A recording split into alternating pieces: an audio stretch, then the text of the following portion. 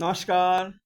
इस कक्षा में हम लोग पढ़ेंगे सरल वाक्य, मिश्र वाक्य और संयुक्त वाक्य का तुलनात्मक अध्ययन। इसके पहले हम लोग पढ़ चुके हैं तीनों वाक्य के बारे में। मैं आरंभ करता हूं सरल वाक्य से। तो मैंने आपको बताया है कि सरल वाक्य क्या होता है। सरल वाक्य को आप कैसे पहचानेंगे, तो मैंने बताया था इसके पहले कि सरल वाक्य को पहचानने के लिए क्या है कि इसमें केवल एक क्रिया होती है। सरल वाक्य में केवल एक क्रिया होती है। यह बहुत ही महत्वपूर्ण है कि सरल वाक्य में केवल एक क्रिया होती है, और यह जो एक क्रिया है यह सहायक क्रिया हो सकती है, केवल सहायक क्रिया, या केवल मुख्य क्रिया, केवल मुख्य क्रिया, या फिर दोनों हो सकते हैं। सहायक क्रिया या मुख्य क्रिया। उदाहरण से मैं बतला रहा हूं। हिंदी राष्ट्रभाषा है। हिंदी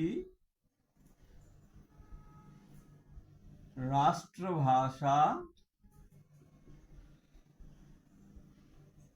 हिंदी राष्ट्रभाषा है। इसमें क्या है कि है जो है ये सहायक क्रिया है, एक क्रिया है, ये सरल वाक्य है। दूसरा वाक्य देखिए, मैंने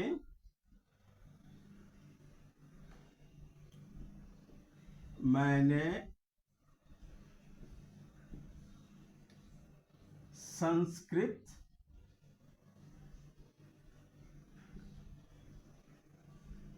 सीखा। मैंने संस्कृत सीखा।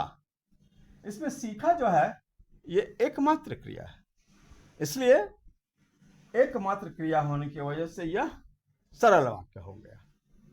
अब एक मैं ऐसा वाक्य यहां लिख रहा हूं जो काल के हिसाब से, व्याकरण के नियम के हिसाब से उसमें मुख्य क्रिया भी है, एक सहायक क्रिया भी है और एक मुख्य क्रिया है, तो वो सरल क्रिया माना जाएगा। जैसे हम लोग हिंदी व्याकरण सीख रहे हैं। हम लोग हिंदी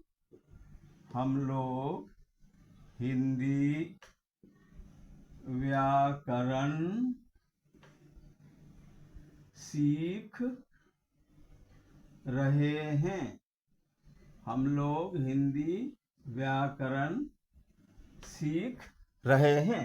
देखिए, सीख और रहे हैं, ये इसमें सहायक क्रिया भी है, मुख्य क्रिया भी है, तो यह भी सरल वाक्य कहलाएगा।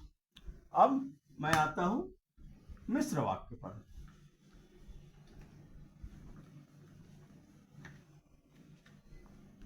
मिश्र वाक्य मैं इसके पहले आपको बता चुका हूं। मिश्र वाक्य को जो पहचानते हैं, तो मिश्र वाक्य में क्या होता है कि इसमें एक प्रधान उपवाक्य होता है। प्रधान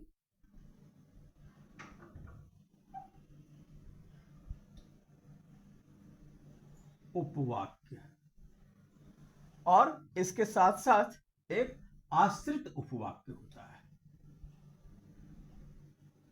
आश्रित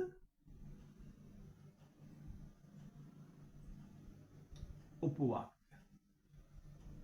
आश्रित उपवाक्य की संख्या एक से अधिक हो सकती है। मैं उदाहरण दे रहा हूं। मैंने संस्कृत सीखा।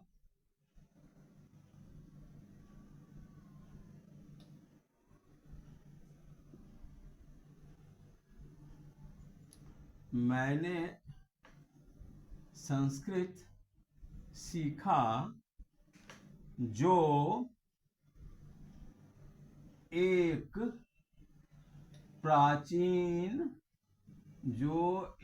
प्राचीन भाषा है। तो इसमें क्या है कि आप ध्यान देंगे कि मैंने संस्कृत सीखा, ये प्रधान वाक्य है। ये अपने आप में क्या है? स्पष्ट है। ये किसी पर निर्भर नहीं करता है, मैंने संस्कृत सीखा। लेकिन ये जो है, जो एक प्राचीन भाषा है, ये एक लिखते हैं कि एक प्राचीन भाषा है, तो क्या इसका मतलब हुआ? इसका अर्थ आश्रित का है इस पर, इस वाक्य पर। इसलिए यह एक आश्रित उपवाक्य है। और मैंने संस्कृत सीखा, यह प्रधान उपवाक्य है। तो एक इसमें मैं संक्षेप में लिख रहा हूं, प्रधान उपवाक्य है और यह जो है आश्रित उपवाक्य है। तो इस तरह से जो मिश्र वाक्य है उसमें एक प्रधान उपवाक्य होगा, एक आश्रित उपवाक्य होगा। मैं एक और उदाहरण दे रहा हूं। वह स्वस्थ है, मैं इसको हटा दे रहा हूं। वह स्वस्थ है,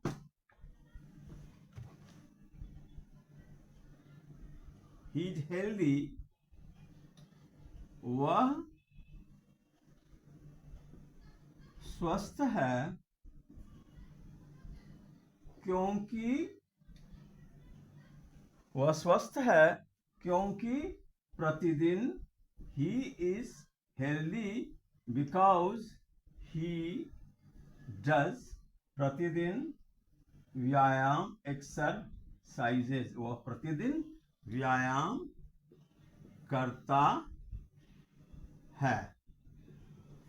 वह स्वस्थ है क्योंकि वह प्रतिदिन व्यायाम करता है। तो यहां पर गौर करेंगे कि वह स्वस्थ है, यह जो है प्रधान उपवाक्य है, और क्योंकि प्रतिदिन व्यायाम करता है।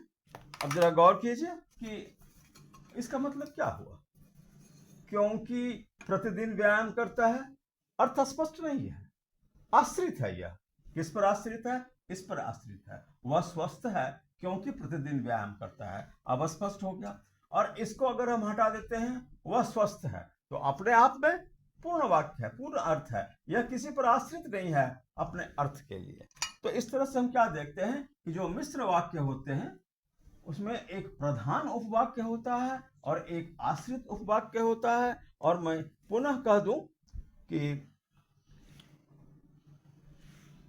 ये आश्रित उपवाक्य जो है उसकी संख्या एक से अधिक हो सकती है। अब मैं आपको बता रहा हूं संयुक्त वाक्य।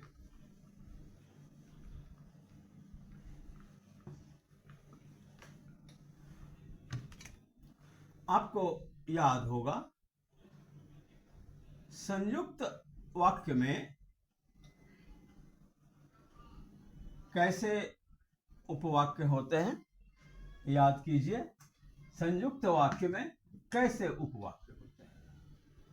संयुक्त वाक्य में प्रधान उपवाक्य होता है और दूसरा भी प्रधान उपवाक्य ही होता है। इसकी संख्या एक से अधिक हो सकती है। अब मैं उदाहरण दे रहा हूं। तुम्हें पौष्टिक भोजन लेना चाहिए। तुम्हें, you should take nutritious food. तुम्हें पौष्टिक, न्यूट्रिशियस भोजन, फूड, तुम्हें पौष्टिक भोजन लेना